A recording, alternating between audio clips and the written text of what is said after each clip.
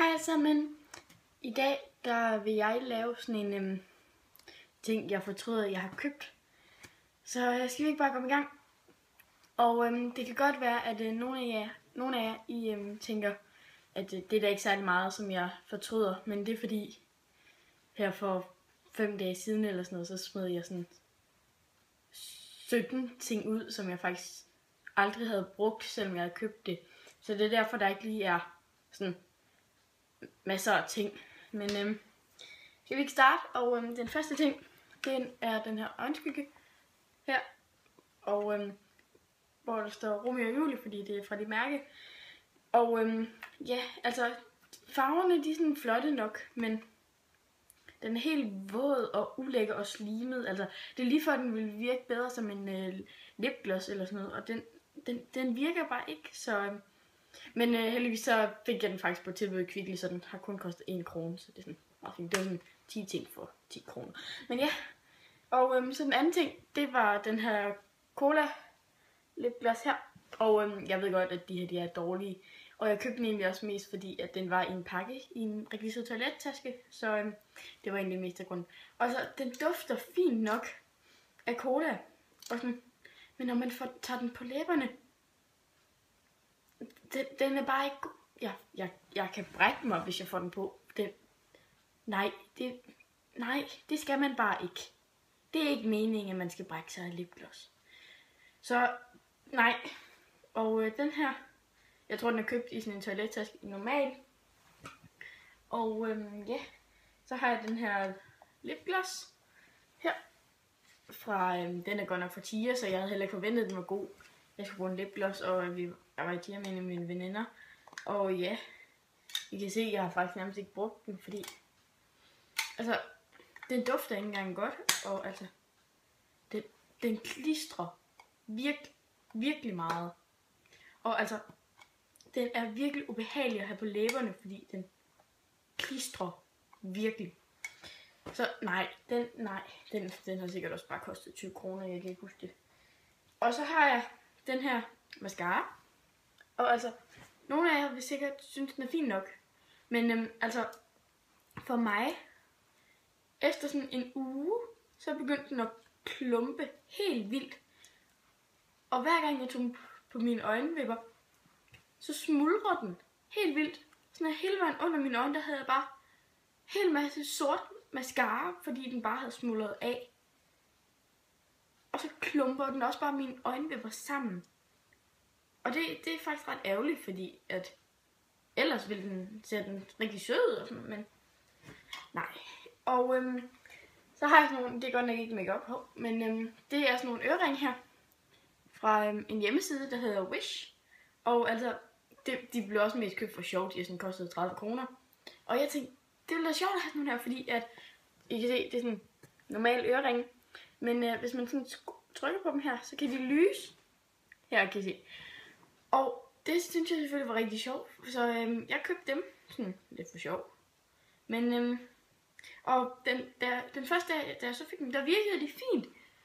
Og sådan noget, og jeg havde den på hele dagen for sjov, fordi lige at prøve dem.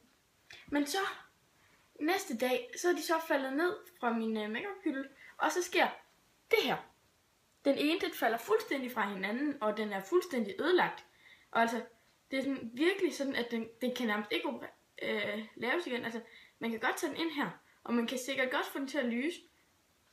Men den falder bare fra hinanden igen, og man kan slet ikke bruge den som ørering. Så det er ret ærgerligt, fordi det kunne altså være sjovt med at have sådan nogle lysende øreringe. Og det var også rigtig sjovt den første dag, så det er ret ærgerligt. Og så har jeg en ting her, som mange af jer I er sikkert sådan lidt, ej, hvordan kan du synes det? Men det synes jeg bare, og det er baby lips her. Og jeg har de her 2. Og ja, jeg købte egentlig mest den her, fordi at det var bare det helt store af baby lips. Og ja, så jeg prøvede den, men jeg synes bare ikke farven er særlig flot. Og så klumper de bare sammen på læberne, og de falder mega hurtigt af. Og så den her, den købte jeg sådan for et par uger siden.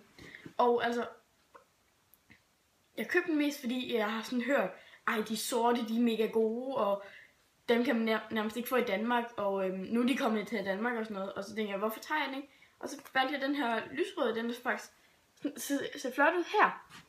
Men så når man prøver den på, så er den alt for lysrød. Og den klumper sig bare sammen på læberne, sådan at nogle steder så er den virkelig lysrød, andre gange så er der næsten ingenting. Og så kommer den bare alt for hurtigt af. Og godt nok så købte jeg den her på tilbud, så det var ikke så meget, men alligevel den her, den er sådan kostet alligevel ret mange penge, så det er sådan ret ærgerligt, at man har brugt penge på noget, som man så bliver så skuffet over. Og så er der den her deodorant, og den har jeg næsten ikke brugt noget af. Og det var egentlig også mest, fordi jeg manglede en deodorant. Det er bare den her Jam deodorant fra Puma. Og altså, den dufter bare ikke godt. Altså, jeg købte den egentlig også mest, fordi den så sød ud. Og ja, den ser sød ud. Men den dufter virkelig dårligt. Jeg kan virkelig ikke lide den. Nej, jeg kan bare ikke klare den. Og så har jeg den her, og det er der sikkert mange, jeg ved ikke om det er mig, der bare bruger den rigtig forkert eller sådan noget. Og det er den her Batiste. Og ja, den dufter godt. Og altså, men det er den her dry shampoo. Og nej, på mig så virker den bare ikke.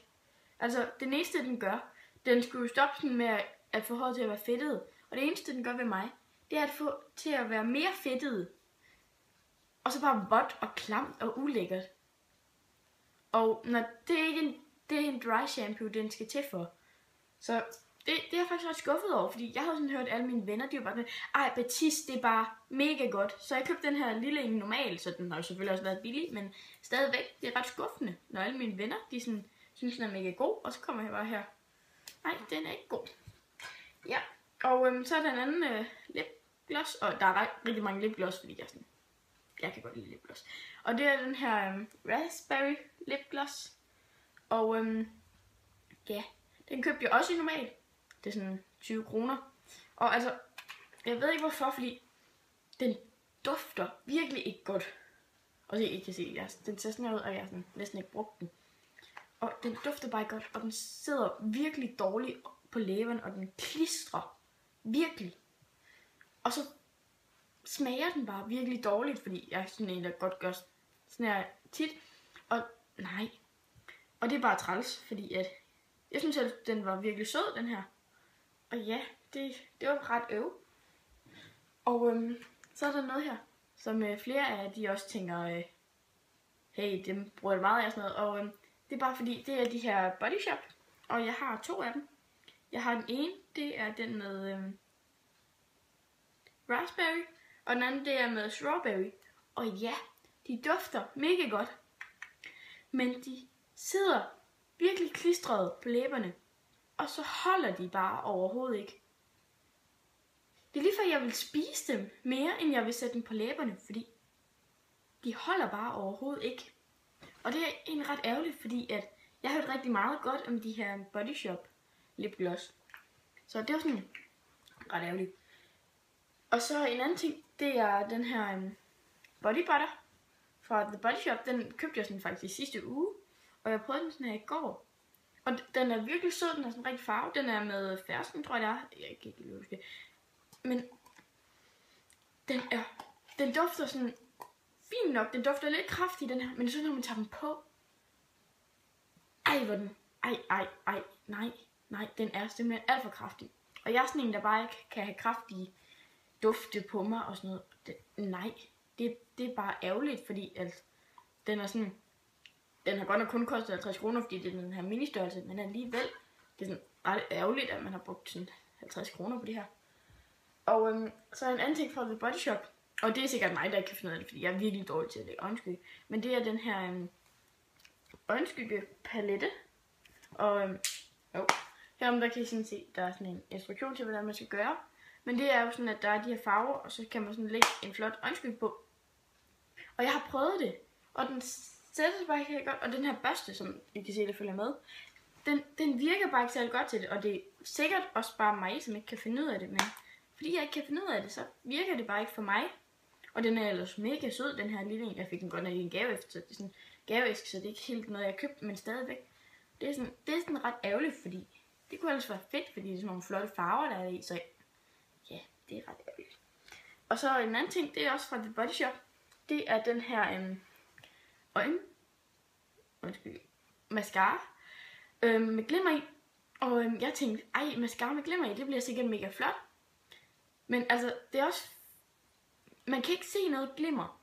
Og den holder i en time. Og man kan næsten ikke se, at man har noget på. Og det er ret fordi at, nu fik jeg den så også gratis i en gavepose, fordi at, jeg havde sådan noget konfirmation, men det er ikke meget. Så jeg har egentlig ikke brugt penge på den, men stadigvæk, det er ret fordi jeg havde sådan virkelig glædet mig til at prøve den her, fordi den ser virkelig spændende ud, og sådan, ja, det er bare Og så har jeg den her Romeo og Julie Shimmer Brush, og det er også en af de der, som jeg fik sådan 10 for 10 kroner. Og altså, jeg tog også den her lyserød, og den virker virkelig godt, fordi den giver sådan glimmer til ansigtet. Og det gør den her også. Men hvis man tager for meget, så ligner man en smølf. Så bliver man helt seriøst blå i ansigtet. Og det er egentlig pænt I kan se sådan, det har set, der kommer sådan røg op fra det, fordi der er så meget i. Og altså, jeg har sådan næsten ikke brugt noget som helst i den her. Men i den anden, der er den sådan næsten fyldt, og det er ret ærgerligt, fordi den her, den er bare skuffende. Og det er sådan pænt ærgerligt. Det I kan sådan se, det flyver op med blåt støv. Og det var så de ting, jeg havde. Og tak fordi I så den her video. Og husk at like den her. Og abonnere på vores channel. Og husk at kommentere. Og hvis I nu har et eller andet tricks til, hvordan jeg kan få de her til at virke. Fordi jeg er sikkert mega dårlig, og I har sikkert nogle tricks. Så bare skriv dem ned i kommentarfeltet. Og vi ses!